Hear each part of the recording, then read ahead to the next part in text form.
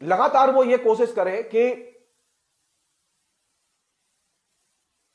देश में जो पूरी की पूरी प्रक्रिया चल रही है, उस पूरी की पूरी प्रक्रिया को एकदम अनदेखा कर दिया जाए और सरकार सिर्फ अपने एजेंडे पर काबिज रहे।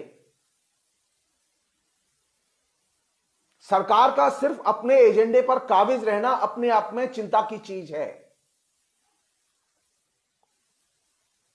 मैं दो तीन पहलू जो है, जो कि इस मध्य वर्ग को जिस चीज ने प्रभावित किया हुआ है, उसके मैं आपके सामने रखना चाहता हूं, शेयर करना चाहता हूं। वो ये कि मैं थोड़ा सा हो सकता है कि मेरा एग्जिजरेटेड हो, ये अनुमान हो, लेकिन मैं इसे रखना चाहता हूं। ये जो नरेंद्र मोदी ने 3 जो किसान विरोधी कानून बनाए हैं, ये किसान विरोधी कानून असल में किसानों के खिलाफ सीधे सीधे एक तरह से युद्ध की घोषणा है। और इस चीज को किसान और खासतौर पर किसानों के सचेत जो हिस्से हैं वे समझ चुके हैं, और यही वजह है कि वे अब सड़कों पर हैं। कई बार क्या होता है कि जनता समझती नहीं है, सरकार रोकती हुई चली जाती है। जैसे कि नोटबंदी में जनता समझ नहीं पाई, मोदी सरकार रोकती हुई चली गई। लेकिन किसान आंदोलन ने पहली बार यह मैसेज दिया है कि तुमने जो किसानों के खिलाफ युद्ध की घोषणा की है, तुम्हारे उस चैलेंज को किसान स्वीकार करते हैं और तुमसे युद्ध के लिए तैयार हैं। और जब किसान युद्ध के लिए तैयार हैं तो तय है कि यह लड़ाई अब लंबी चलेगी।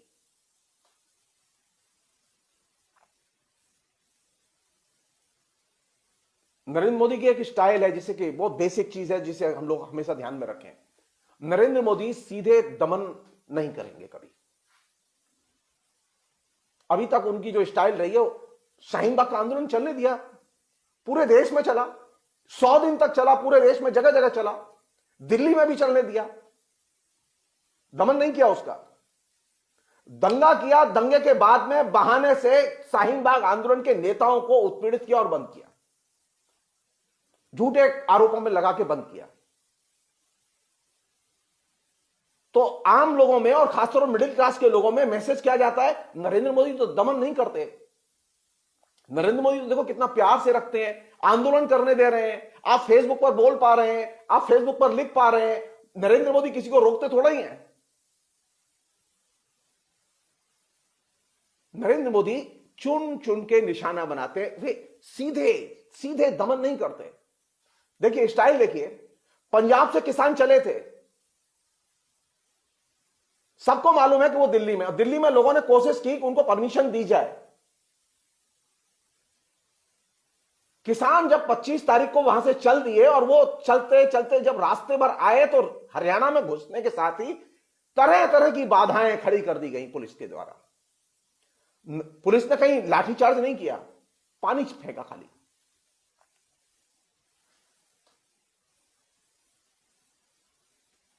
गोली नहीं चलाई, खाली कैनन वाटर से हमला किया और उसके बाद पुलिस हट गई। गड्ढे खोद दिए, आपने गड्ढे भर दिए, उन्होंने पत्थर लगा दिया, आपने पत्थर हटा दिए। सो नरेंद्र मोदी डायरेक्ट दमन की नीति नहीं अपनाते। यही बहुत बड़ी टेक्निक है जो उन्होंने मुसोलिनी से सीखी है। नरेंद्र मोदी की जो पूरी की पूरी पद्धति है, जो काम करने की स्टाइल है, वो किससे मिलती है?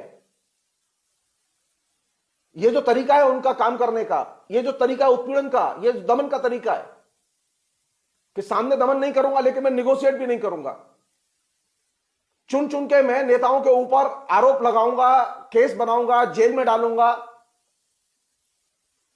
लेकिन सीधे कभी कहीं पर भी गोली नहीं चलाई, कहीं बर्बर हिंसाचार नहीं किया। लोग खुश। यहां तक कि अगर आप ध्यान दें, हरियाणा में खट्टर सरकार के टाइम में एक जमाने में कई दिन तक पूरा हरियाणा में लूटपाट होती रही, पब्लिक वायलेंस हुआ, सरकार ने कहीं गोली ही नहीं चलाई, कहीं किसी अपराधी को पकड़ा ही नहीं। क्योस, अराजकता का मैसेज ये देना बेहद जरूरी है। एड्रेस नहीं करते प्रॉब्लम को। किसानों को जो असुविधा हुई है रास्ते में आने के समय, जब किसान बॉर्डर पर पहुंच गए तब उन्होंने ये मैसेज दिया कि हम निरंकारी मैदान में किसानों को एकत्रित होने की परमिशन देते हैं। आप पहले ही दिन कह सकते थे ये बात। आप पहले ही दिन कह सकते थे कि आप पंजाब से आइए और आप निरंकारी मैदान में इकट्ठा होइए, हम आपको आने देंगे। आपने पहले क्यों नहीं कहा? क्या दिक्कत थी आपको? आपने पहले कोशिश की कि इस किसान आंदोलन का कैसे इसे ह्यूमिलेट किया जाए और कैसे उत्पीड़न किया जाए किसानों का। तो आपने रास्ते में जगह जगह बाधाएं खड़ी की, कैनन बाटर से हमले किए, और इस सर्दी में किसान आंदोलन में भाग लेने वाले 50% से अधिक लोग ऐसे हैं जिनकी उम्र 50 से ऊपर है, 50 साल से ऊपर है। 50% ऐसे लोग हैं जो 50 साल के नीचे हैं। तो आप बुजुर्ग लोगों को आप किससे उत्पीड़ित कर रहे हैं? ठंडे पानी से। आप कल्पना कीजिए कि यह हथकंडा किसने अपनाया था सबसे पहले?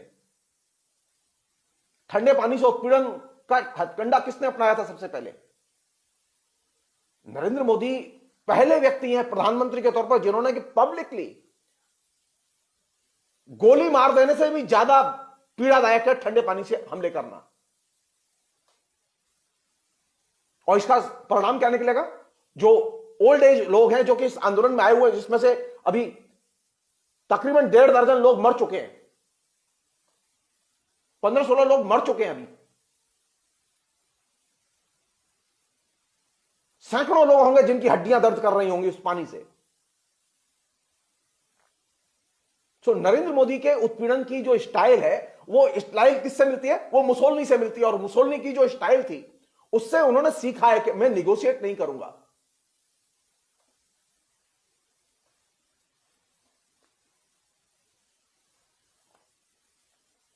असल चीज क्या है यहां से कि नरेंद्र मोदी अपना ये पूरा का पूरा व्यक्तित्व और मॉडल बनाते हैं जिससे कि मिडिल क्लास के लोग बहुत बड़े पैमाने पर प्रभावित हैं। मिडिल क्लास की अपनी एक ब्यूटी है, वो ब्यूटी है कि इसका अपना कोई व्यक्तित्व नहीं है। अभी चूंकि उसके इर्द गिर्द जो पूरा का पूरा टेलीविजन प्रोपेगेंडा है, वो प्रोपेगेंडा पूरा का पूरा नरेंद्र मोदी का प्रोपेगेंडा है, तो वो अभी उससे बहुत बड़े पैमाने पर प्रभावित है। देखिए, किसान टेलीविजन से प्रभावित नहीं होता, किसान सोशल मीडिया से भी प्रभावित नहीं होता, इंटरनेट से भी प्रभावित नहीं होता। आप लाख टेलीविजन से, रेडियो से प्रचार कीजिए कि खेती में इस बीज का इस्तेमाल करें, इस खाद का इस्तेमाल करें, किसान उससे प्रभावित नहीं होता। किसान पड़ोस में काम करने वाले किसान से पूछता है कि तेने अपने खेत में क्या वो खाद लगाई जिसका प्रचार हो रहा है? कौन सी खाद लगाता है तू?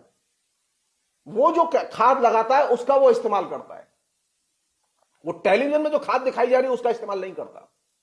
यही वजह है कि हरियाणा, पंजाब के किसानों के ऊपर टेलीविजन के जो न्यूज टीवी चैनल हैं उनका कोई असर नहीं है। पूरे पंजाब में कोई असर नहीं है, पूरे हरियाणा में कोई असर नहीं है, पूरे पश्चिमी उत्तर प्रदेश में टेलीविजन के कैंपेन का किसानों के ऊपर कोई असर नहीं है। तो किसान की मानसिकता है वो फेस टू फेस कम्युनिकेशन से प्रभावित होता है और अपने निर्णय लेता है, वो टीवी से प्रभावित नहीं होता। पहली बार यह हुआ है कि जो ट्रेडिशनल कम्युनिकेशन है वो मास मीडिया के कम्युनिकेशन के ऑनस्लॉट के खिलाफ में, उसके बर्बर हमले के खिलाफ में एकजुट होकर खड़ा हुआ है, और वो किसान के रूप में खड़ा हुआ है। टेलीविजन में एक सिरे से ब्लैकआउट मचा हुआ है, किसानों के आंदोलन का कोई कवरेज नहीं, और जो भी कवरेज आ रहा है वो एकदम वर्थलेस है। सब्सटेंशियल कवरेज आ ही नहीं रहा उसमें।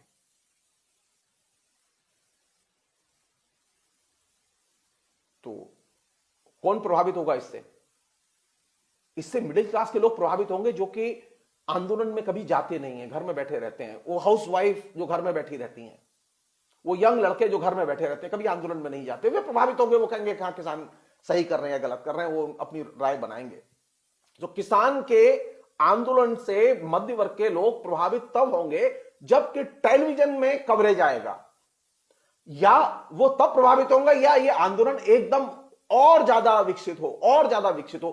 क्योंकि मध्य वर्ग की खूबी ये है कि वह जिधर से प्रेशर ज्यादा आता है वह उधर ही झुक जाता है। तो अभी मध्य वर्ग के दिमाग पर प्रेशर किसका है? नरेंद्र मोदी का, राष्ट्रीय स्वयंसेवक संघ का, राष्ट्रीय स्वयंसेवक संघ की विचारधारा का। तो नरेंद्र मोदी का जो सारा का सारा सपोर्ट वर्ग है, जो नरेंद्र मोदी को अभी भी लाइक करता है, वो कौन है? वो ये लोग हैं। हम सबकी ये जिम्मेदारी बनती है कि इन लोगों को विनोवर किया जाए। जिन लोगों के वर्किंग क्लास के बीच में जनाधार है, वर्किंग क्लास के संगठन है, वहां पर वर्किंग क्लास के लोगों ने एकजुटता दिखाई है, वहां पर कैंपेन दिखाई देता है। लेकिन एक बड़ा हिस्सा तो वर्किंग क्लास के बाहर है। मिडिल क्लास के लोग जो वर्किंग क्लास की ट्रेड यूनियन का हिस्सा थे उसके बाहर है।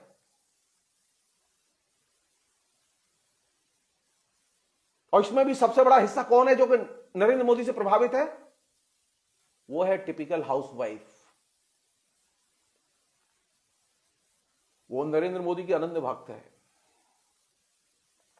समझाना बहुत मुश्किल है उसे।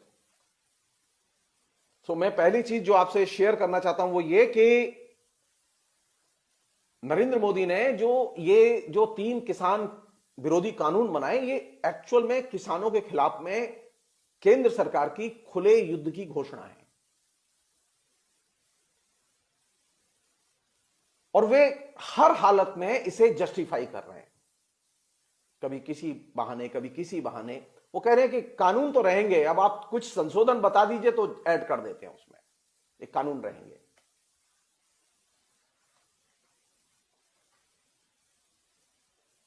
उनका एक तर्क यह भी है, उनको जनादेश मिला है, उनको जनादेश मिला है इसलिए वे कुछ भी कर सकते हैं। पलट के सवाल किया जाना चाहिए कि जनादेश में क्या किसान कानून शामिल थे? क्या नरेंद्र मोदी के इलेक्शन मैनिफेस्टो में यह किसान कानून शामिल थे?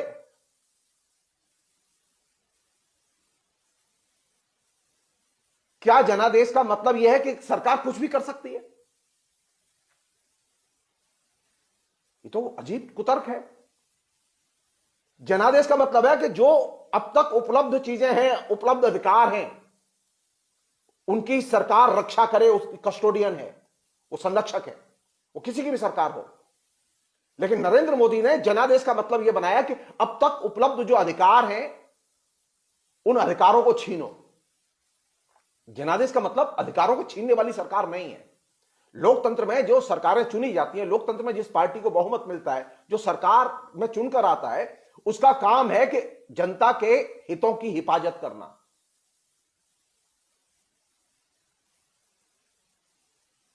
नरेंद्र मोदी और उनके सहयोगियों से यह बात पूछी जानी चाहिए कि नरेंद्र मोदी ने पिछले 6 वर्ष में कोई एक ऐसा काम बताए जिसमें जनता के हितों की हिफाजत की है।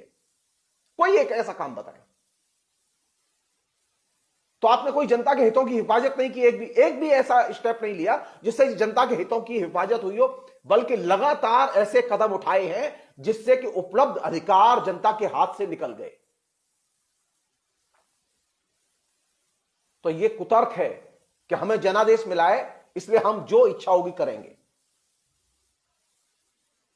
तो आप समझ लीजिए, अगर आपको जनादेश मिला है तो यह जनता आपको जनादेश के जरिए ही अपदस्थ भी कर सकती है, और जनादेश को लाने के पहले वो जन आंदोलन खड़े कर सकती है। और यही वजह है कि अब लगातार जन आंदोलन होंगे।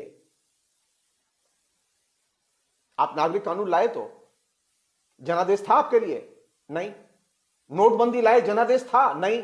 जीएसटी लाए, उसके लिए जनादेश था? नहीं। तीनों से सबसे अधिक नुकसान हुआ हिंदुस्तान का।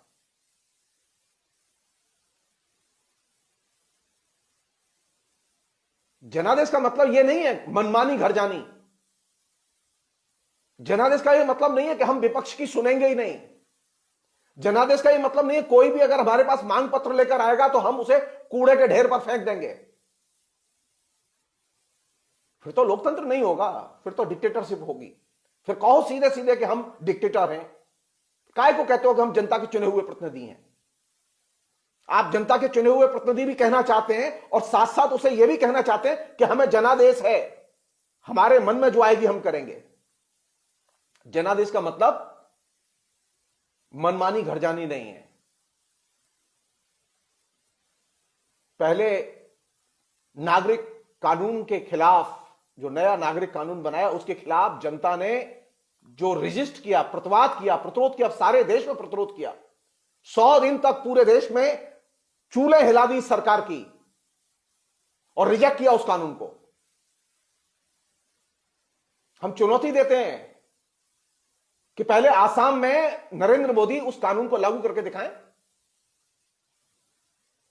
बीजेपी का मुख्यमंत्री है आसाम में, वो कह रहा है कि मैं नागरिक कानून को लागू नहीं करूंगा आसाम में।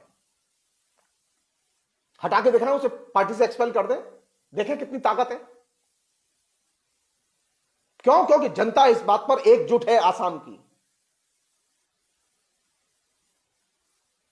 जनता ने सारे बीजेपी के विधायकों को उनके घरों में घेर कर मजबूर किया यह कहने के लिए कि कहो कि तुम यह कानून वापस लोगे। जनादेश का मतलब मनमानी घर जानी नहीं है। और यह जो किसान आंदोलन है, यह किसान आंदोलन वापस नहीं होगा, क्योंकि यह जनादेश का प्रत्युत्तर है। जनादेश का प्रत्युत्तर जन आंदोलन होते हैं।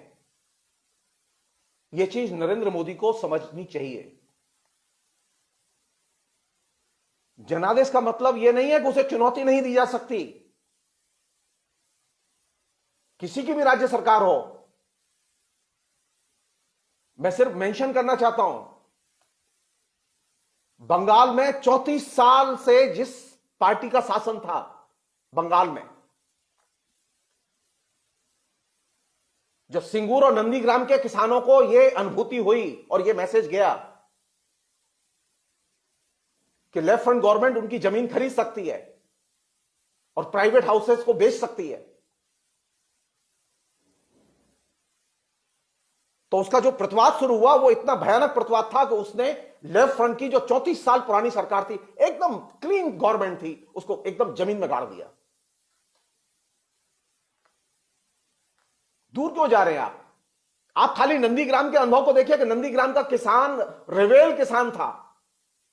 नंदीग्राम के पूरे इलाके को 11 महीने तक लेफ्ट फ्रंट की गवर्नमेंट ने घेरे रखा। वहां एक परिंदा पर नहीं मार सकता था, लेकिन किसानों ने अपना आंदोलन वापस नहीं लिया। 2006 में जब नंदीग्राम में इलेक्शन हुआ तो लेफ्ट फ्रंट को वहां 38,000 वोट मिले थे नंदीग्राम में, और टीएमसी को 4-5 हजार वोट, 4,000 के करीब वोट मिले थे। वही नंदीग्राम जब 2011 में इलेक्शन हुआ तो एकदम रिवर्स था। टीएमसी को 38,000 वोट मिले और लेफ्ट फ्रंट को 3-4 हजार वोट मिले। सीपीएम की 40 ब्रांचेस थी, सारी की सारी ब्रांचेस कोलैप्स कर गई, वो सब टीएमसी में चली गई। क्यों? क्योंकि यह मैसेज गया कि नंदीग्राम के किसानों की जमीन सरकार खरीद सकती है और कॉर्पोरेट हाउस को बेच सकती है। आज बंगाल के उस नंदीग्राम के एक्सपीरियंस को अगर नरेंद्र मोदी नहीं देख पा रहे तो वे गलतफहमी में है। पूरे देश में किसान आंदोलन की एक सबसे बड़ी अब तक की उपलब्धि बता रहा हूं मैं आपको। सबसे बड़ी उपलब्धि है कि किसानों ने यह मैसेज दिया कि ये तीनों किसान कानून किसानों को एकदम गुलाम बना के रख देंगे। वो जमीन से जाएंगे, अपनी उपज से जाएंगे, वो अपनी आमदनी से जाएंगे और वो सिर्फ गुलाम की जिंदगी जिएंगे। ये मैसेज अक्रॉस द बोर्ड पूरे के पूरे देश को ये मैसेज किसानों को गया है। और तय मानिए, नरेंद्र मोदी तो खुश नहीं है। सीपीएम की जो ताकत थी बंगाल में, उस पूरी की पूरी ताकत की चूल्हे हिला दी थी नंदीग्राम की असफलता ने। और ये पंजाब हरियाणा के और किसान जो आंदोलन कर रहे हैं, इनके साथ देश के बाकी हिस्सों में, किसानों में जो मैसेज जा रहा है, यह मैसेज अल्टीमेटली पॉलिटिकली ट्रांसलेट होगा। इसलिए मैं जो चीज, पहली चीज आपसे शेयर करना चाहता हूं वो ये कि जनादेश का प्रत्युत्तर जन आंदोलन होते हैं। जनादेश का प्रत्युत्तर सिर्फ सरकार नहीं होती और अदालत नहीं होती। अदालत कुछ भी कहे कोई नहीं मानेगा।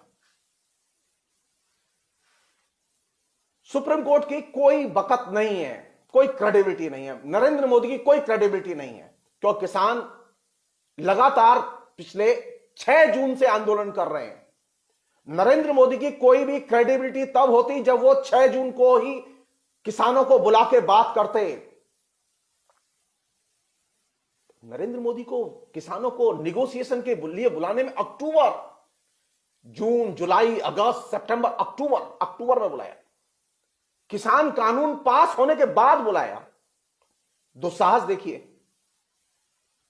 किस मुंह से आप किसानों से बात करेंगे? आप जिनके लिए कानून बनाया, ठीक यही गलती लेफ्ट फ्रंट ने की थी। मैं नंदीग्राम का संदर्भ खास तौर पर कहना चाहता हूं आपसे। नंदीग्राम ने लेफ्ट फ्रंट की बंगाल में कब्र खोद के रख दी और लेफ्ट फ्रंट वहां से निकल नहीं पाया। और यह तय मानिए, ये तीनों किसान बिल नरेंद्र मोदी की हिंदुस्तान में कब्र खोद के रख देंगे। ये रुकने वाला नहीं है मामला, ये रुकने वाला नहीं। कौन नेता होगा कोई नहीं जानता। ममता बनर्जी कभी बंगाल की मुख्यमंत्री बन सकती है, किसी ने सोचा नहीं था। सब लोग जानते थे ममता बनर्जी के बारे में, कन्विंस थे कि नहीं वो योग्य नहीं है, लेकिन अल्टीमेटली जनता को उसी को चुनना पड़ा। तो मैं जो चीज आपसे शेयर कर रहा हूं वो ये कि किसानों में जब एक बार भय और असुरक्षा का मैसेज, और ये भय और असुरक्षा का मैसेज पूरे देश के किसानों में जा चुका है। नरेंद्र मोदी आज अगर ये वापस भी ले लें तब भी ये भय और असुरक्षा का मैसेज खत्म नहीं होगा। लेफ्टिनेंट गवर्नमेंट और सिंगूर का कारखाना बंद कर दिया था और कह दिया था कि अब हम सारा चीज विड्रॉ कर रहे हैं, लेकिन किसान फिर विश्वास करने के लिए राजी नहीं हुआ और आज तक किसान विश्वास नहीं करता। तो अब तक के जो किसान आंदोलन के जो लोग पूछते हैं ना क्या लाभ हुआ, अब तक एक लाभ हुआ। सारे देश के किसानों को किसान बिल के खिलाफ, तीनों किसान कानूनों के खिलाफ में एक संदेश गया है कि नरेंद्र मोदी सारे देश के किसानों की सुरक्षा के लिए सबसे बड़ा खतरा है। सारे देश के किसानों की जमीन, मेहनत और पूंजी सब दांव पर लगी हुई है और सिर्फ गुलामी इंतजार कर रही है। और यह आंदोलन जितना आगे जाएगा, तय मानिए नरेंद्र मोदी उतने ही बौने और छोटे होते चले जाएंगे। हम में से ज्यादातर लोगों ने यह कभी सोचा ही नहीं कि किसान की ताकत क्या होती है। एक अन्य पहलू है जिसको कि मैं आपसे शेयर करना चाहता हूं, वो ये कि एक नरेंद्र मोदी की स्टाइल है खास तौर पर, ये जो पिछले 6 साल गुजरे हैं उनके, उसमें उन्होंने किया है कि जो सिविल राइट्स हैं और सिविल सोसाइटी है और जो ह्यूमन राइट्स के आंदोलन है, इन तीनों के खिलाफ वो संयुक्त रूप से कानून बनाते रहे। नरेंद्र मोदी के पिछले बनाए हुए जितने भी कानून हैं 6 साल में, वो सारे के सारे कानून इस बात की ओर संकेत करते हैं। नागरिक अधिकार, नागरिक समाज और मानवाधिकार, इन तीनों को नरेंद्र मोदी सुचिंतित ढंग से टारगेट कर रहे हैं और इनका विस्तार कर रहे हैं लगातार। और जो भी इन कानूनों को, यानी जो नरेंद्र मोदी जो भी कानून बनाए उसका जो भी विरोध करता है उसको वो क्या कहते हैं? देशद्रोही। अब आप बहस कर लीजिए, आप कोई भी नरेंद्र मोदी के खिलाफ में कोई भी चीज बोलिए तो आपके ऊपर पर्सनल अटैक शुरू हो जाएंगे, गाली गलौज देना शुरू कर देंगे वो लोग। कुछ लोग हो सकता है एफआईआर कर दें, कुछ लोग मुकदमे कर दें।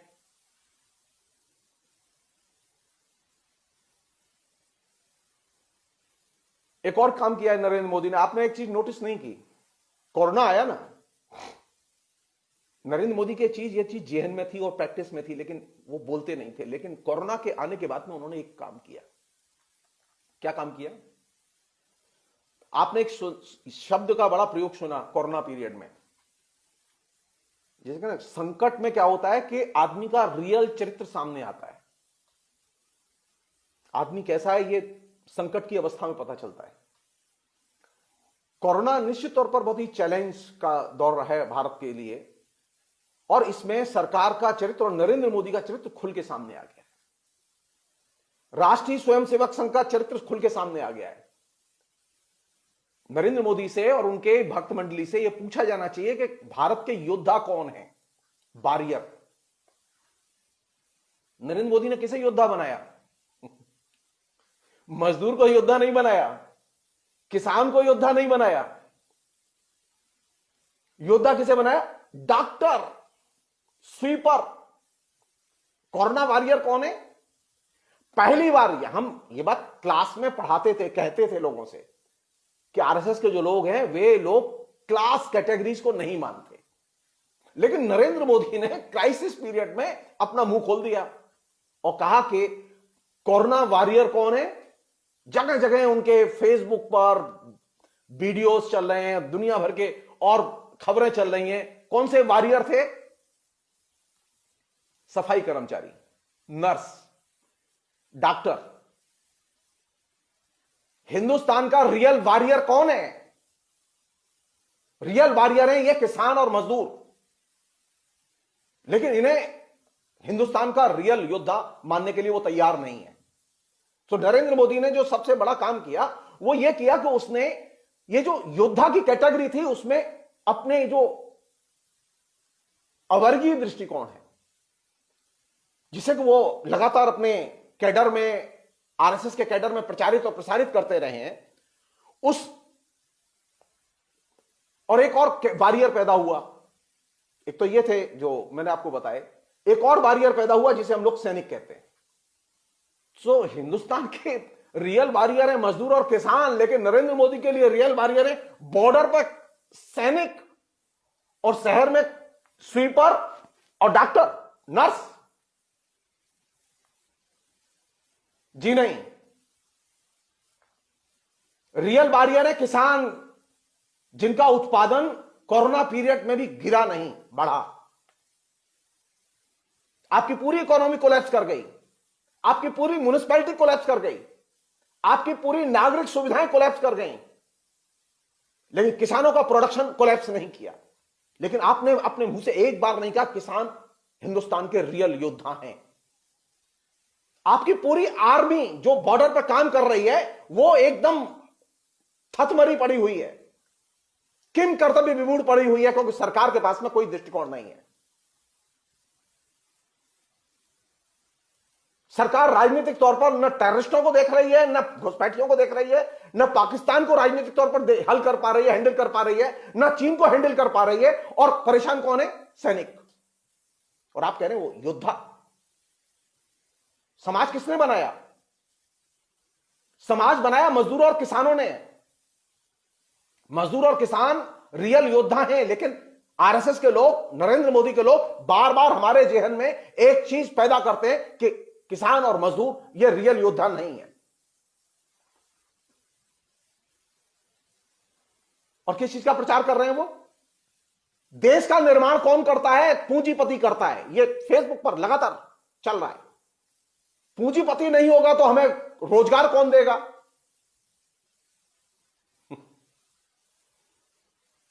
पूछो इनसे। कारखाना खोल ले, वो मजदूर काम नहीं करेगा तो कारखाना अंबानी चलाएंगे? मशीन पे कौन काम करेगा? मजदूर के बिना कभी कहीं पर भी इंडस्ट्रियल रिवॉल्यूशन हुआ? किसानों के उत्पादन के बिना कहीं पर भी कोई सामाजिक क्रांति हुई? पूंजीपतियों ने कहीं क्रांति नहीं की, पूरी दुनिया में कहीं क्रांति नहीं की, तो ये अंबानी और अदानी हिंदुस्तान में क्रांति कैसे कर सकते हैं? फ्रेंच में रिवॉल्यूशन नहीं हुआ, इंग्लैंड में रिवॉल्यूशन नहीं हुआ, सोवियत संघ में रिवॉल्यूशन नहीं हुआ, अरे भारत में रिवॉल्यूशन हो जाएगा, वो भी सेठों के जरिए? जी नहीं, जी नहीं। इसका मतलब यह है कि आपको समाज के इतिहास की राजनीतिक इतिहास की कोई समझ नहीं है। और असल चीज क्या है? असल चीज यह है कि आप लोगों को अवर्गीय कैटेगरी में सोचने के लिए बाध्य करते हैं।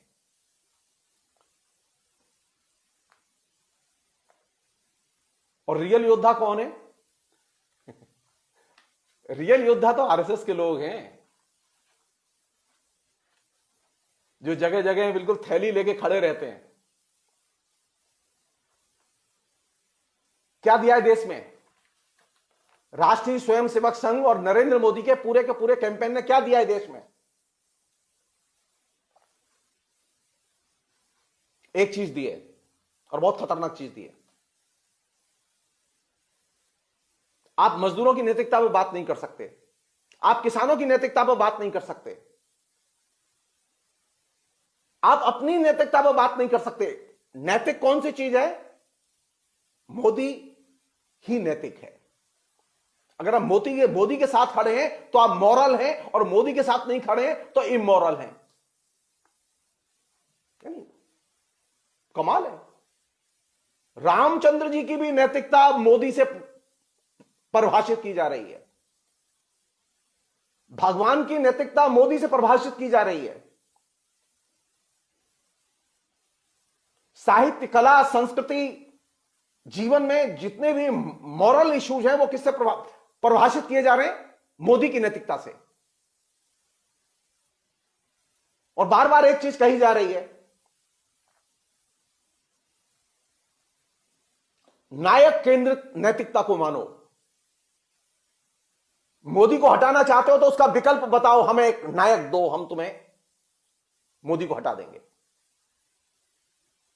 तो आरएसएस ने कौन सी चीज दी? मोदी है तो नैतिक है, और नायक केंद्रित नैतिकता दी। और यह नायक केंद्रित नैतिकता हमारे जहन में इस कदर उतार दी गई है कि बार बार अब हर एक आदमी यही सवाल पूछ रहा है, हर बेवकूफ यह सवाल पूछ रहा है कि मोदी का विकल्प क्या है।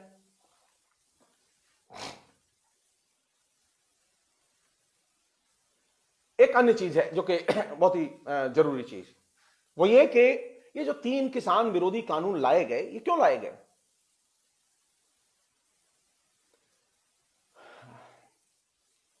असल में इसका कारण यह है कि किसानों को अनुशासित करना है।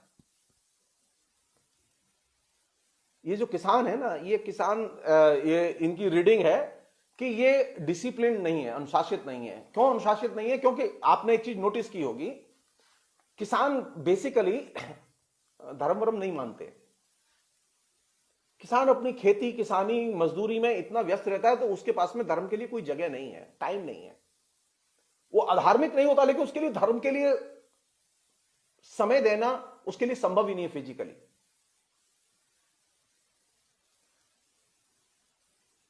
तो किसान को अनुशासित कैसे किया जाए?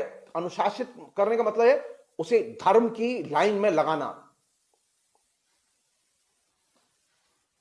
ये जो तीनों किसान जो कानून है, इन तीनों किसान कानूनों का लक्ष्य है इनको अनुशासित करना। और अनुशासित करने के लिए कौन सी चीज है?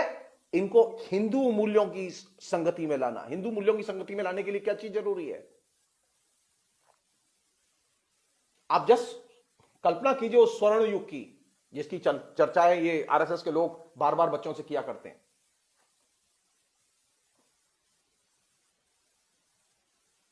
किसानों ने जो थोड़ी बहुत जमीन अपनी मेहनत मशक्कत से हासिल की,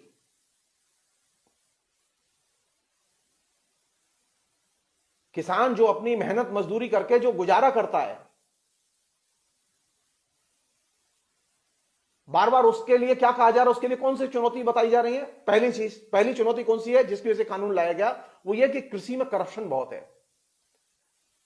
दूसरा ये कृषि में बिचौलिए बहुत हैं। और तीसरा ये कृषि में बहुत तकलीफें हैं। तो ये तकलीफ दूर करने के लिए, बिचौलियों को दूर करने के लिए और कृषि में व्याप्त करप्शन को खत्म करने के लिए ये 3 किसान बिल लाए गए। अब देखिए, आप दिलचस्पी देखिए, बिल लाने के पहले राज्य सरकारों से नहीं पूछा गया कृषि किसका क्षेत्र है, संविधान को मानेंगे कि नहीं मानेंगे। मोदी कह रहे हैं ना कि हमने संसद से पास करा लिया। अरे संसद से तो पास करा लिया, लेकिन आपने तो संविधान का उल्लंघन किया। कृषि बेसिकली राज्य का क्षेत्र है। आपने राज्यों से बिना पूछे किसी भी मुख्यमंत्री से कंसेंट नहीं ली, वो आपने तीनों किसान बिल संसद से पास करा लिए। आपने विपक्ष की भी कंसेंट नहीं ली, संसद में पास करा लिया। विपक्ष का कोई सुझाव नहीं माना।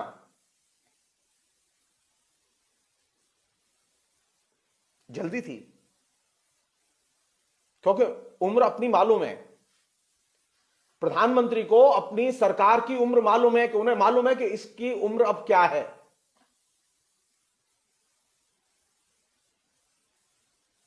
तो अगर जितनी जल्दी इन किसानों की बैकबोन तोड़ दी जाए और उन्हें खदेड़ के गुलाम प्रथा में फेंक दिया जाए, तो हम लंबे समय तक शासन कर सकते हैं।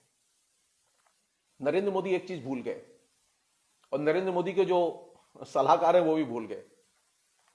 उन्होंने सोचा ये कोरोना पीरियड में सबसे ज्यादा लोग पीड़ित रहते हैं और प्रभावित रहते हैं, तो लोग अपनी रोटी रोजी की जुगाड़ में लगे कि हमसे लड़ाई लड़ने आएंगे, हम तो अपने जो मन में आएगी करते रहेंगे, जो मन में आएगी बेचते रहेंगे। गलत। याद कीजिए, मैं भाजपा के लोगों से कहना चाहता हूं, याद कीजिए 1917 को। 1917 में जब देश में महामारी आई थी तो 40 लाख से अधिक लोग मर गए थे उसमें।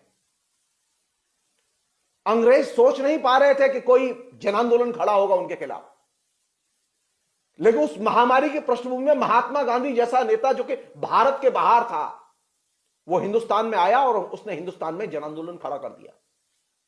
और ऐसा जन आंदोलन खड़ा किया कि उसने ब्रिटिश शासन की चूल्हे हिला दी। पहला असहयोग आंदोलन जिसमें लाखों लोगों ने पार्टिसिपेट किया, वो पहला असहयोग आंदोलन तो उस महामारी के बाद ही हुआ।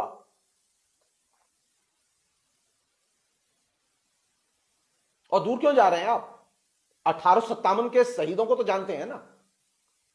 1857 के समय जो पहला रिवोल्ट हुआ, पहली बगावत, पहला विद्रोह, उसके पहले आप देखिए कितने बड़े पैमाने पर अकाल पड़े हैं, महामारी आई है, लाखों लोग मरे हैं, कई करोड़ लोग मरे हैं, लेकिन इसके बावजूद लोगों ने रिवोल्ट किया। महामारी लोगों को रिवोल्ट करने से नहीं रोक सकती। और आप तय मानिए, आप तय मानिए, क्योंकि ये आर पार की लड़ाई है जनता के लिए, किसानों के लिए आर पार की लड़ाई है ये। वो हर चीज से निपट लेंगे, वो सरकार से भी निपट लेंगे, वो तमाम किस्म के मीडिया से भी निपट लेंगे, क्योंकि वे एकजुट हैं। एकजुट किसान परमाणु बम की तरह होता है, और एकजुट किसान का जो संदेश है वो बहुत साफ है। देखिए कितनी दयनीय हालत है। नरेंद्र मोदी कच्छ जा रहे हैं, कच्छ में किससे मिलेंगे? वहां जाके कुछ किसानों से बात करेंगे। हिंदुस्तान में कोई नरेंद्र मोदी के लिए कोई किसान संगठन अवेलेबल नहीं है, कोई किसान संगठन बिकने के लिए तैयार नहीं है।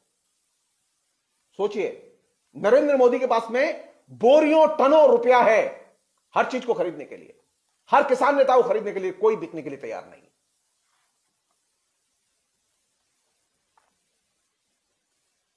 तो ये जो इल्यूजन था कि कोरोना की महामारी के संदर्भ में लोग घर से नहीं निकलेंगे, ये इल्यूजन दिमाग से निकाल देना चाहिए। लोग और ज्यादा निकलेंगे। आप याद कीजिए, महात्मा गांधी की एंट्री याद कीजिए, और उसकी पृष्ठभूमि में जो महामारी हुई थी जिसमें 40 लाख से अधिक लोग मारे गए थे भारत के। महात्मा गांधी की एंट्री के बाद में देश के तमाम प्रचलित नेता हाशिए पर चले गए और महात्मा गांधी टॉप पर आ गए। महात्मा गांधी हिंदुस्तान में थे ही नहीं। किसान आंदोलन से अब क्या भविष्य में निकल के आएगा कोई नहीं जानता, लेकिन निकलेगा, क्योंकि आंदोलन है, आंदोलन है, और आंदोलन की एक लीडरशिप भी है।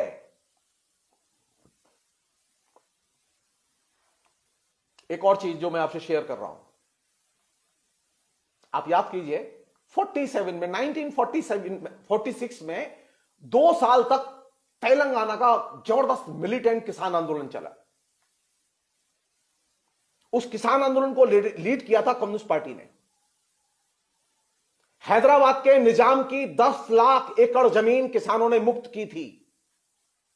नेहरू की सरकार उन किसानों को रौंदने के लिए आर्मी का इस्तेमाल किया था उसने, लेकिन 2 साल तक वो आंदोलन चला और उस आंदोलन का परिणाम यह निकला कि नेहरू को जमींदारी उन्मूलन कानून बनाना पड़ा। नेहरू के पास में स्वाधीनता आंदोलन की विरासत थी, नरेंद्र मोदी के पास तो कोई विरासत ही नहीं, वो तो एकदम कंगाल है। वो तो इस किसान आंदोलन को झेल ही नहीं सकते। वो इतना मिलिटेंट किसान आंदोलन था कि उसका इंपैक्ट पूरे हिंदुस्तान पर महसूस किया गया। और उसने सबसे पहला जो उसका आउटकम था वो क्या था? जमींदारी उन्मूलन कानून बना, भूमि वितरण के बारे में सोचा गया, इलेक्शन हुआ 1952 में। बहुत बड़े पैमाने पर उस आंदोलन का दमन किया नेहरू की सरकार ने।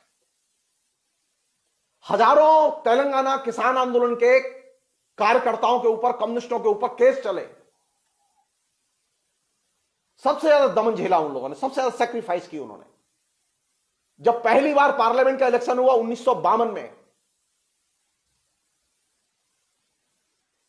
तो कांग्रेस के बाद सबसे बड़ा ग्रुप था कम्युनिस्टों का जो पार्लियामेंट में चुन के आया था। और आंध्रा की किसान सभा का जो अध्यक्ष था, जिसने तेलंगाना के आंदोलन, किसान आंदोलन को लीड किया था, जिसके गर्व से यह तेलंगाना का कॉन्सेप्ट निकला था, उस किसान सभा के अध्यक्ष को हिंदुस्तान में सबसे अधिक वोट से पहली बार जीत हासिल हुई। हिंदुस्तान का पहला कम्युनिस्ट नेता था वो, जो डेमोक्रेसी में सबसे अधिक वोट से जीता था। नेहरू नहीं जीते थे सबसे अधिक वोट से, पटेल नहीं जीते थे, कोई हिंदुस्तान का बुर्जुआ नेता नहीं जीता था, लेकिन कौन जीता था? आंध्रा किसान सभा का अध्यक्ष, डेमोक्रेसी के जरिए। लेकिन 1946 से 2020 में एक बड़ा चेंज हुआ है। उस समय मिलिटेंट गुरिल्ला युद्ध की तरह उस आंदोलन को चलाया गया, लेकिन पिछले 70 साल में कम्युनिस्टों ने गांधी से बहुत कुछ सीखा है। ये जो आज दीवार की तरह किसान दिखाई दे रहा है, एकदम मजबूती के साथ। तेलंगाना में 2 साल चला चुके हैं आंदोलन, चूल्हे हिल गई थी नेहरू की, आर्मी भेजनी पड़ी थी।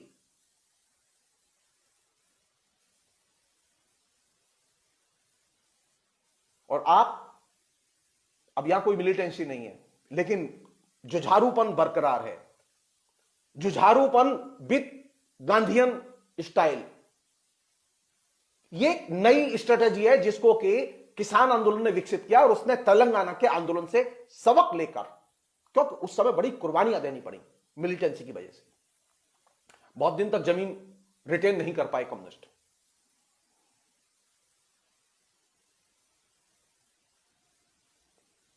ऐसा नहीं है कि किसान आंदोलन जो चल रहा है उसमें कम्युनिस्ट नहीं है, कम्युनिस्ट है, बहुत एक्टिव भूमिका है उनकी,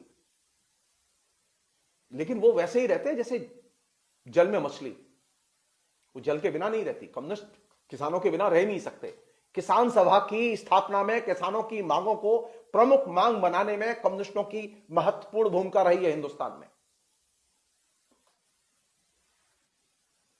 इसलिए ये इल्यूजन दिमाग से निकाल दें कि हम आंदोलन का दमन करेंगे।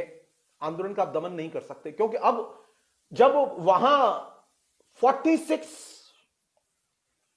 से 48 2 साल चला वो आंदोलन, और उसका आउटकम था हाथ में। पार्लियामेंट में सबसे बड़ा ग्रुप था कम्युनिस्टों का, जो किसान नेता थे।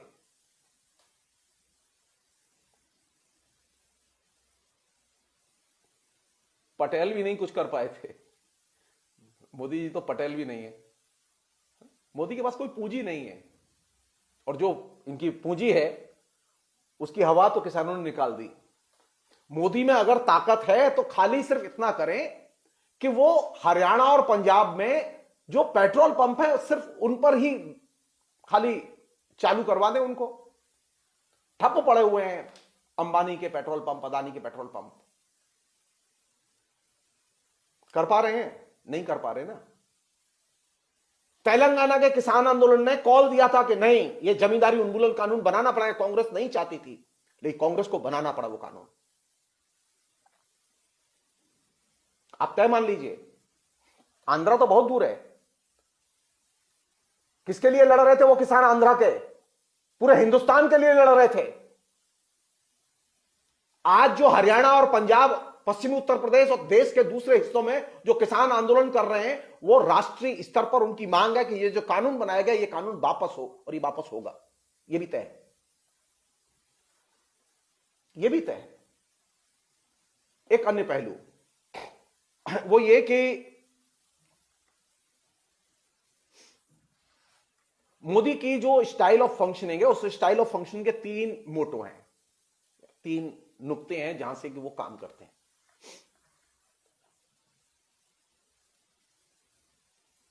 वो शैली क्या है? वो शैली ये है कि पहले मैं वो नुक्ते बता रहा हूं। Destroy, restrict and control. Modi की जो शैली है वो ये, नष्ट करो, सीमित करो और फिर नियंत्रित करो।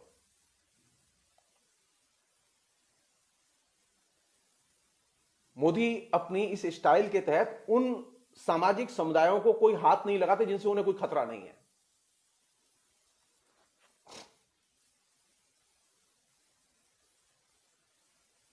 वे कोशिश करते हैं, मोदी और उनके लोग, आरएसएस के लोग, कि नागरिक जीवन पर धीरे धीरे धीरे धीरे उनका नियंत्रण बढ़े।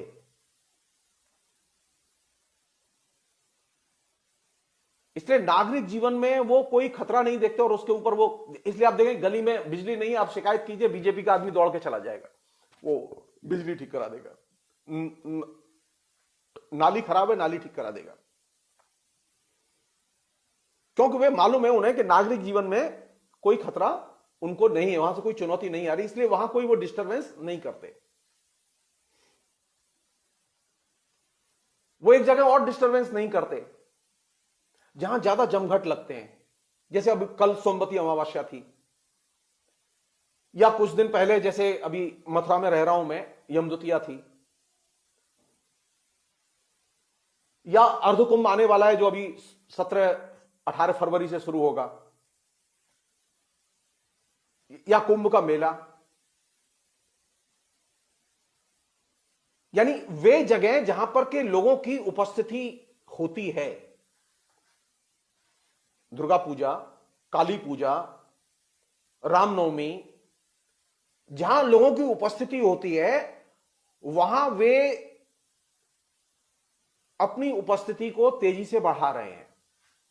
और वो करते क्या है, वहां लगातार अपने कार्यकर्ता, स्वीपर, कर्मचारी, सफाई कर्मचारी, ये कर्मचारी, वो कर्मचारी, 50 किस्म की चीजें उन्होंने लगा रखी हैं। और ये करके वो एक मैसेज देते हैं कि जितना पब्लिक स्पेस पर होने वाले फंक्शंस को आप गैर राजनीतिक बना सकें, उतना अच्छा है।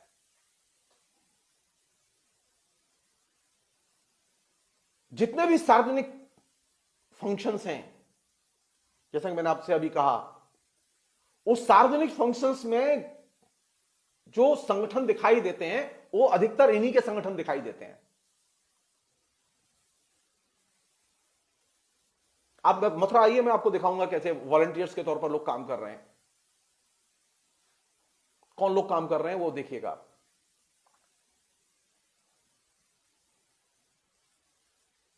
तो एक उन्होंने स्टाइल निकाली है कि जो सार्वजनिक स्थान है उन पर एकत्रित भीड़ में एक्टिव रहो, वहां संगठन बनाओ। अब जैसे उनका कोई लेना देना नहीं है पटेल से, उनका कोई लेना देना नहीं महात्मा गांधी से, उनका कोई लेना देना नहीं है वाल्मीकि से, रैदास से, अंबेडकर से, लेकिन सबकी जयंती मनाते हैं वो, क्योंकि उन्हें मालूम है कि इसमें भीड़ आती है। आपको हर शहर में बैनर, पोस्टर, जुलूस, उसकी तैयारियां, प्रोसेशन, उसकी तैयारियां करते हुए आरएसएस के लोग मिल जाएंगे और उसे मदद करते हुए आरएसएस के लोग मिल जाएंगे। तो ये जो सार्वजनिक क्षेत्र में जो लोग काम करते हैं, पब्लिक स्पेस में जो लोग काम करते हैं, उस पब्लिक स्पेस में जितने आयोजन होते हैं उन सब में वे कोशिश करते हैं कि उनका इंटरवेंशन बढ़े, वे मौजूद रहें।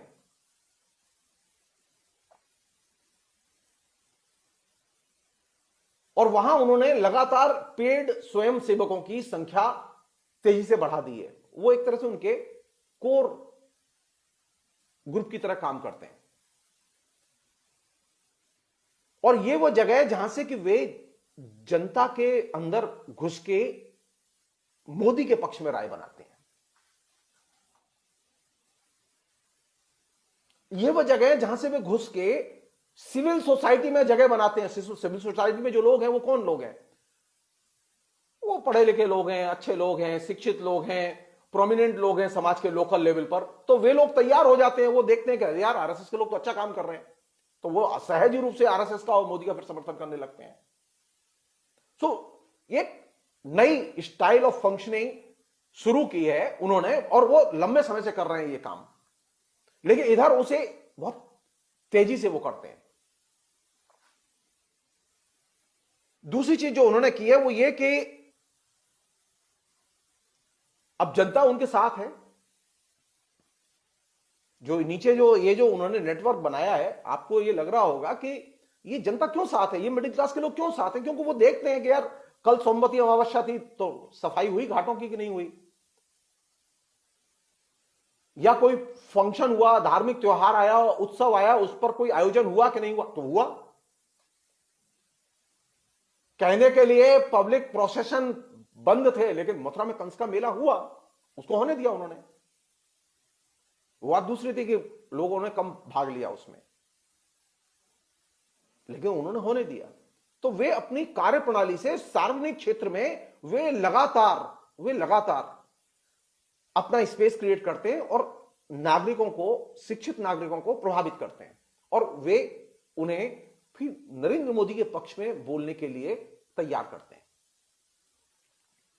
आप ये भी कह सकते हैं कि ये उनका सहमति पैदा करने का एक तरीका है। यानी ये जो सहमति का जो मॉडल है नरेंद्र मोदी का, वो कैसे ऑपरेट करता है? वो इस तरह से ऑपरेट करता है नीचे।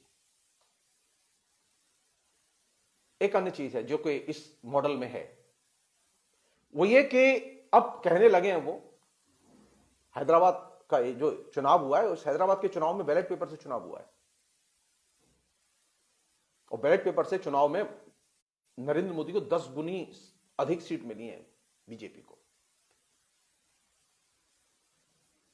तो अगर आपको यह लगता हो कि आप बैलेट पेपर से चुनाव होगा और तब नरेंद्र मोदी को हरा देंगे, तो आप गलतफहमी में हैं। नरेंद्र मोदी निश्चित तौर पर जनता के बीच में अपनी सहमति के मॉडल को ले जाने में सफल रहे हैं। और वो किस आधार पर कह रहे हैं? वो कह रहे हैं देखिए जनादेश मिला है, वोट मिले हमें। बिहार में इस क्राइसिस में भी वो अल्टीमेटली उन्होंने बाय हुक एंड क्रुक सरकार बना ली। नरेंद्र मोदी को कायदे से उनका वोट गिरना चाहिए था, लेकिन उनका वोट गिरा नहीं। तो हमें यह देखना होगा कि आखिर ये जो जनादेश मिला, ये किस आधार पर मिला नरेंद्र मोदी को। ऊपर से दिखाई देगा बड़ा साइंटिफिक है, कहीं कोई धोखाधड़ी नहीं है। हैदराबाद में कोई धोखाधड़ी का आरोप ही नहीं लगा किसी पर, किसी ने लगाया ही नहीं, और बैलेट पेपर से हुआ इलेक्शन पूरा। तो असल चीज समझने की वो क्या है, बैलेट पेपर से जीतने पर भी एक प्रॉब्लम तो है। क्या प्रॉब्लम है उसमें? प्रॉब्लम यह है कि नरेंद्र मोदी बड़े पैमाने पर धन संग्रह करने में और धन खर्च करने में सबसे ज्यादा सफल नेता है। आज स्थिति यह है कि हिंदुस्तान में जो कॉर्पोरेट हाउस से चंदा वसूली हो रही है, उसमें 80% से ज्यादा चंदा किस पार्टी को मिल रहा है? बीजेपी को मिल रहा है। तो लोकतंत्र में चाहे जितनी ईमानदारी से चुनाव हो, आप तय मान लीजिए नरेंद्र मोदी जीतेंगे, क्योंकि उन्होंने लोगों को कन्विंस कर रखा है कि वे जो कर रहे हैं वो सही कर रहे हैं। क्योंकि हमने लोगों को कभी बताया नहीं कि वे जो कर रहे हैं वो गलत कर रहे हैं। तो नरेंद्र मोदी के सहमति का मॉडल जो कि बाया बैलेट बॉक्स आता है, उसमें सबसे महत्वपूर्ण भूमिका किसकी है? नरेंद्र मोदी की नीतियों की नहीं, बल्कि पैसे की। और वह पैसा सबसे बड़ा मोबिलाइजेशन का आधार है। तो नरेंद्र मोदी को जो बैलेट पेपर से जो जीत मिल रही है वो फ्री की जीत नहीं है, बल्कि वह जीत इसलिए मिल रही है, और न वह जीत इसलिए है क्योंकि वह राजनीतिक तौर पर सही है, बल्कि वह जीत इसलिए है क्योंकि उनके पास में अधिकतम धन है खर्च करने के लिए। उनको कॉर्पोरेट हाउस से अधिकतम चंदा मिलता है खर्च करने के लिए। इसलिए नरेंद्र मोदी की जीत को किसी व्यक्ति के करिश्मे की जीत के तौर पर नहीं देखा जाना चाहिए। हम देखना चाहते हैं कि नरेंद्र मोदी को कॉर्पोरेट हाउस चंदा देना बंद कर दें और नरेंद्र मोदी मिनिमम पैसा खर्च करें, फिर हम देखें जीत के दिखाएं। वो नरेंद्र मोदी अधिकतम पैसा खर्च करते हैं, नरेंद्र मोदी अधिकतम क्रय विक्रय करते हैं नीचे वोटरों का। तो इसमें भूमिका किसकी है, व्यक्ति के करिश्मे की या पैसे की? तो नरेंद्र मोदी का कोई करिश्मा नहीं है, लेकिन दिमाग में बिठा दिया कि नरेंद्र मोदी एक करिश्माई लीडर है। देखा हैदराबाद में कैसे उनकी सीटों की संख्या 10 गुना बढ़ गई? जी नहीं, सीटों की संख्या इसलिए बढ़ गई क्योंकि नरेंद्र मोदी ने सबसे ज्यादा पैसा पंप किया वहां।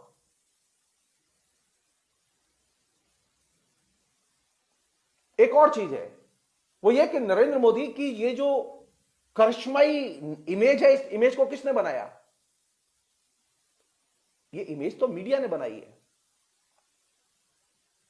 आप नरेंद्र मोदी के आने के पहले भारतीय जनता पार्टी का कोई भी डॉक्यूमेंट उठा के देखिए, आपको नरेंद्र मोदी का नाम नहीं मिलेगा उसमें। नरेंद्र मोदी ने कोई ऐसा काम नहीं किया करिश्मे के तौर पर जिसके लिए हिंदुस्तान की जनता उन्हें याद रखे।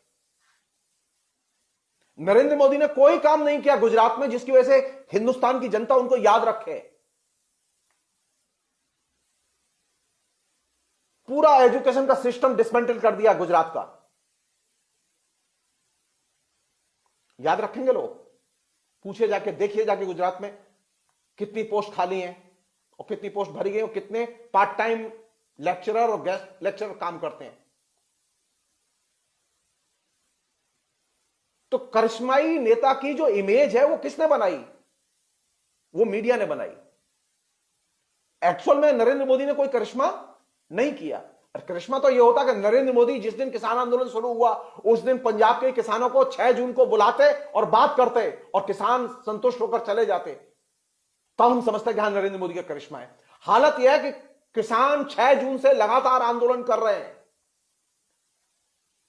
लेकिन नरेंद्र मोदी का करिश्मा किसी भी लेवल पर कोई काम नहीं कर रहा। 100 दिन तक शाहीन बाग आंदोलन के लोगों ने पूरे हिंदुस्तान में चक्का जाम करके रखा, जबरदस्त आंदोलन किया, लेकिन नरेंद्र मोदी का करिश्मा काम नहीं आया। नरेंद्र मोदी का करिश्मा काम नहीं आया। चीन ने हमारी हड़पी हुई जमीन अभी तक छोड़ी नहीं है।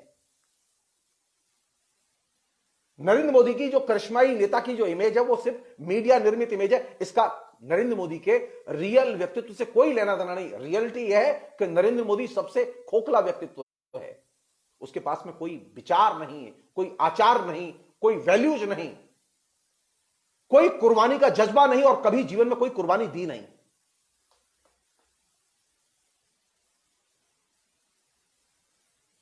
तो जो कुछ है वो किसका है? वो है मीडिया निर्मित।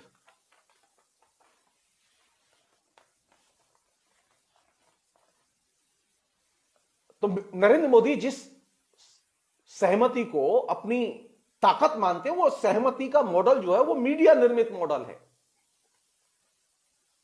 जिसे वो अपनी पॉलिटिकल फोर्स के तौर पर, ताकत के तौर पर देखते हैं। वो नरेंद्र मोदी का अपना क्रिएशन नहीं है, वो मीडिया का क्रिएशन है। विज्ञापन बंद कर दिए जाए मीडिया के, हम देखते हैं 6 महीने में नरेंद्र मोदी की इमेज क्या होती है। आप सिर्फ इतना कर दीजिए, पिछले 6 साल में नरेंद्र मोदी ने तकरीबन 6,000 करोड़ रुपया अपने ऊपर विज्ञापन पर खर्च किया है।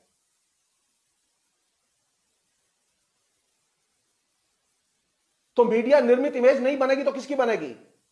हिंदुस्तान में कभी किसी प्रधानमंत्री ने इतना विज्ञापन पर खर्च नहीं किया।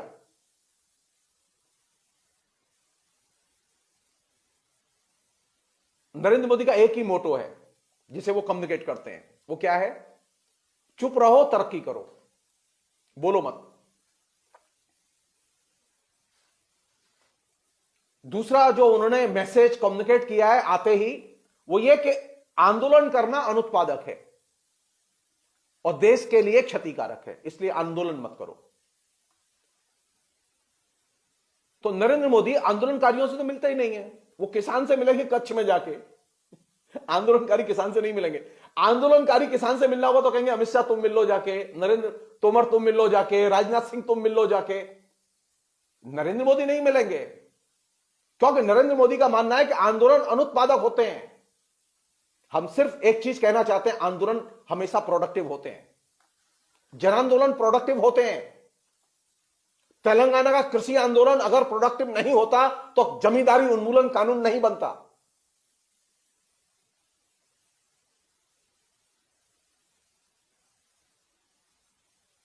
यह चीज दिमाग से निकाल जानी चाहिए कि आंदोलन अनुत्पादक होते हैं, और यह भी निकाल जाना चाहिए कि आंदोलन से देश को नुकसान होता है। ये जो प्रोपेगेंडा होता है ना बीच बीच में हम लोगों के बीच में आता है, देखा अब सड़कें जाम हो गई हैं तो बाजार को कितना नुकसान हुआ, बंद कराया गया बाजार को कितना नुकसान हुआ है।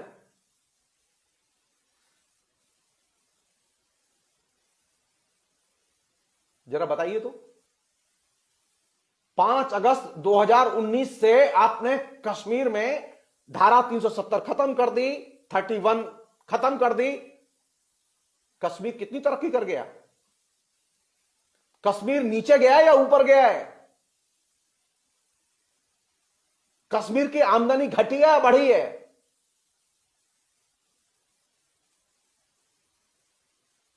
नरेंद्र मोदी ने जब से ये किसान बिल पास कराए,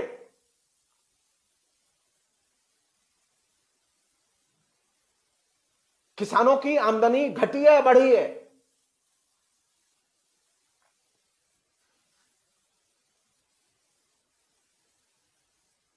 जन आंदोलन से लोगों की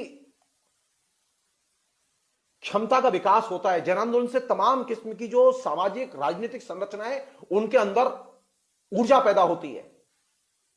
लेकिन नरेंद्र मोदी का तो मानना यह है कि चुप रहो और तरक्की करो, बोलो मत।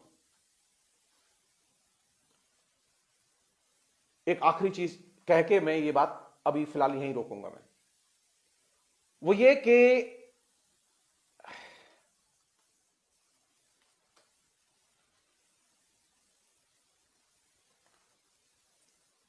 एक नए किस्म की जो आइडेंटिटी, सुपर पावर शक्तिशाली देश था वो महाशक्तिशाली देश हो गया है। तो नई जो जिससे कि लोग बहुत प्रभावित हैं कि नरेंद्र मोदी के आने के बाद देखा दुनिया में क्या जलवे हैं बॉस के, विश्व गुरु। तो नरेंद्र मोदी ने एक सुपर राष्ट्रीय अस्मिता, पहले तो यह था कि एक नेशनल आइडेंटिटी थी, लेकिन अभी नेशनल आइडेंटिटी से काम नहीं चलने वाला, तो अब सुपर राष्ट्रीय आइडेंटिटी, और ये जो सुपर राष्ट्रीय आइडेंटिटी है वो राष्ट्रीय आइडेंटिटी और दूसरी चीजों का एक तरह से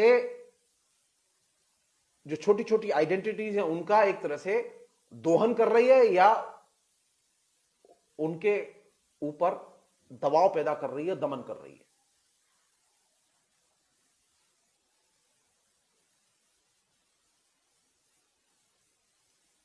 आपको अगर अपनी आइडेंटिटी का विकास करना है, वो चाहे आप जो भी हो, तो आप किस दिशा में जाएंगे? आपको अगर सुपर आइडेंटिटी जो आपको बताई गई है, सुपर नेशनल आइडेंटिटी जो आपको सजेस्ट की गई है, अगर सुपर नेशनल आइडेंटिटी विश्व गुरु की, भारत कौन है? विश्व गुरु। ये जो अस्मिता आपको दी गई है, इस अस्मिता को आप स्वीकार कीजिए, तब तो आप सामाजिक, सांस्कृतिक, राजनीतिक तौर पर अपना विकास कर सकते हैं। और अगर आप इस विश्व गुरु की आइडेंटिटी को अस्वीकार करते हैं तो आप अपनी आइडेंटिटी का विकास नहीं कर सकते।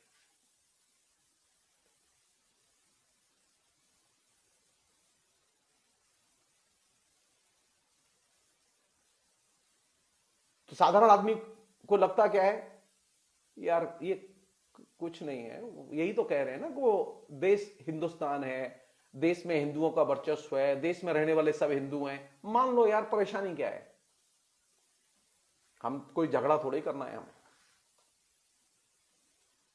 तो आप अल्टीमेटली क्या करते हैं कि ये जो विभिन्न किस्म की अस्मिताओं का जो वैविध्य है समाज में, जो सांस्कृतिक वैविध्य है, इस सांस्कृतिक वैविध्य को इसके जरिए या तो अस्वीकार करते हैं या इसका दमन करते हैं, या फिर उन तमाम छोटी छोटी अस्मिताओं को आप हिंदुत्ववादी अस्मिता में मर्ज करने के लिए मजबूर करते हैं।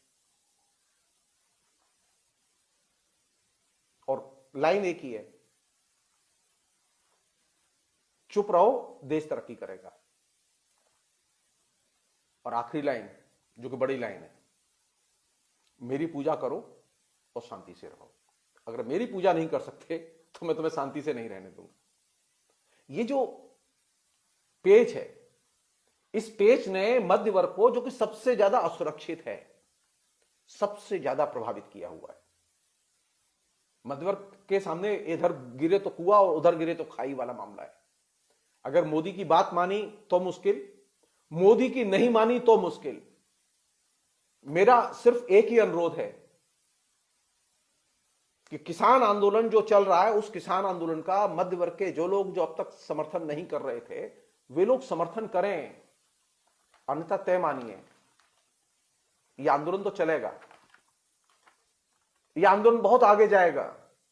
आप बाद में पछताएंगे कि आपने इसका समर्थन क्यों नहीं किया। क्योंकि इस आंदोलन से पहली चीज यह घटेगी जो घट रही है अभी नीचे, वो ये कि मोदी ऐसा नेता नहीं है जिसके खिलाफ सवाल नहीं खड़े किए जा सकते। मोदी ऐसा नेता नहीं है जिसके खिलाफ जनता संगठित नहीं की जा सकती। मोदी ऐसा नेता नहीं है जो गलती नहीं करता। मोदी तो खुद मान रहे हैं कि हाँ उन्होंने गलतियां की हैं, इसमें आप बस हम वो थोड़ा सा करेक्शन कर देते हैं। जी नहीं, गलतियां की हैं, पब्लिकली कहे सरकार कि गलतियां की हैं। क्या गलतियां की हैं 1 2 3 4 करके बताए और पार्लियामेंट बुलाए और तीनों कानून वापस ले। किसान जब दिल्ली तक आ गए तब मंत्री टेबल पर बोल रहा है कि हां हमसे गलती हुई। यह साधारण गलती नहीं है कि आपने किसानों से बिना पूछे किसानों के खिलाफ कानून बनाए। यह साधारण गलती नहीं है कि हिंदुस्तान में इजारेदारी को बढ़ावा देने के लिए आपने अंबानी और अदानी को बड़े बड़े जो है भंडारण के केंद्र बनाने की अनुमति दी। ये तो नए किस्म की जमींदारी प्रथा की शुरुआत है। तेलंगाना के किसान आंदोलन से जिस जमींदारी प्रथा के खात्मे की शुरुआत हुई थी, आप तय मानिए इन किसान बिल के खिलाफ जो आंदोलन शुरू हुआ है, वह जो नए किस्म की जमींदारी प्रथा जो नरेंद्र मोदी के शासन में शुरू हुई है, उसके खात्मे की शुरुआत होगी। ये जो नए नए भंडारण के केंद्र बनाए गए हैं, ये जो नए किस्म की जो लूटपाट हुई है, अल्टीमेटली ये कहां कन्वर्ज करेगी? देश की संपत्ति देश को वापस दो। किसान कौन सी चीज मांग रहा है? किसान अपने अधिकार मांग रहा है जो कि तुमने छीन लिए इस कानून बना के। तो बेहतर क्या है, हम सब लोगों की यह जिम्मेदारी बनती है कि हम किसान आंदोलन का समर्थन करें।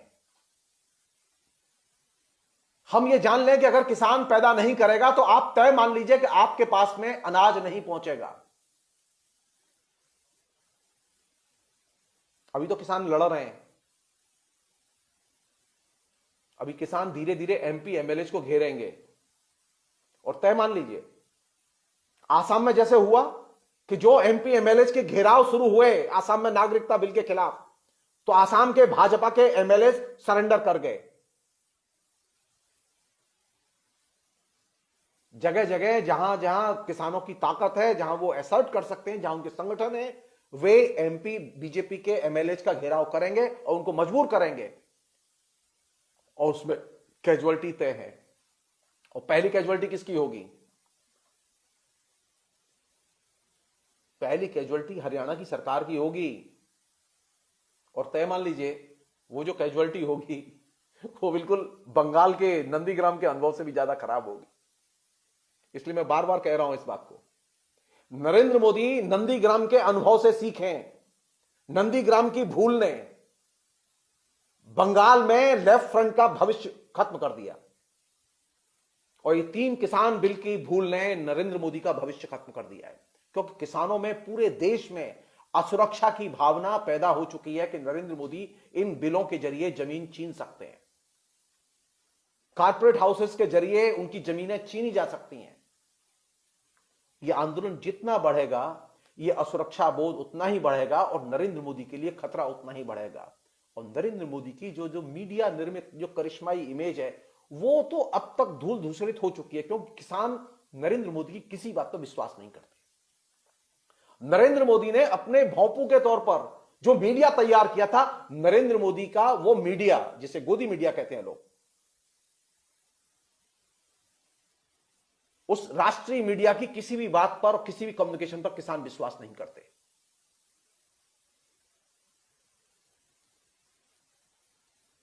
सोचो, किसान जब अविश्वास करेगा तो हिंदुस्तान में कौन सरवाइव करेगा? बंगाल में जब किसान ने अविश्वास किया तो लेफ्ट फ्रंट कोलैप्स कर गया, और अब हिंदुस्तान में जब किसान अविश्वास करेगा तो बीजेपी की सरकारें धीरे धीरे धीरे कोलैप्स करेंगी, नरेंद्र मोदी की सरकार भी कोलैप्स करेगी। और आंदोलन की बात जहां तक है, तेलंगाना का आंदोलन 2 साल चला, 46 में शुरू हुआ, 48 तक चला। आप तय मान लीजिए यह आंदोलन भी चलेगा, और यह हो सकता है अगले पार्लियामेंट के इलेक्शन तक चले। बचा पाएंगे अपने को? नहीं बचा पाएंगे। दमन करने की ताकत नहीं है। करके देखें, प्रत्युत्तर देंगे किसान, मर के प्रत्युत्तर देंगे। कितने मारोगे? वो माओ की एक कहावत थी, बहुत फेमस थी, जब 2 शेर लड़ रहे हो तो बीच बचाव नहीं कराना चाहिए। अब इस समय 2 शेरों की लड़ाई हो रही है, एक तरफ किसान है और एक तरफ नरेंद्र मोदी है। कोई बीच बचाव नहीं कर सकता। एक मारते मारते थक जाएगा, एक पिटते पिटते थक जाएगा। अब आप देखिए, नरेंद्र मोदी ने अगर जुल्म किया तो कत्ल करते करते थक जाएंगे हाथ। किसान वायलेंस नहीं करेंगे, क्योंकि उन्होंने तेलंगाना से सबक लिया, वो गांधी के रास्ते पर चले गए। कम्युनिस्टों ने तेलंगाना के आंदोलन से सबक लिया और वे मिलिटेंट हथियारबंद लड़ाई की बजाय वे गांधीयन रास्ते पर चले गए, और वे अब और ज्यादा ताकतवर हो गए। इसलिए अब कम्युनिस्टों के खिलाफ घृणा भी अब काम नहीं आएगी, क्योंकि वे जनता में वैसे ही घुले मिले हैं जैसे कि वे 46 में घुले मिले थे।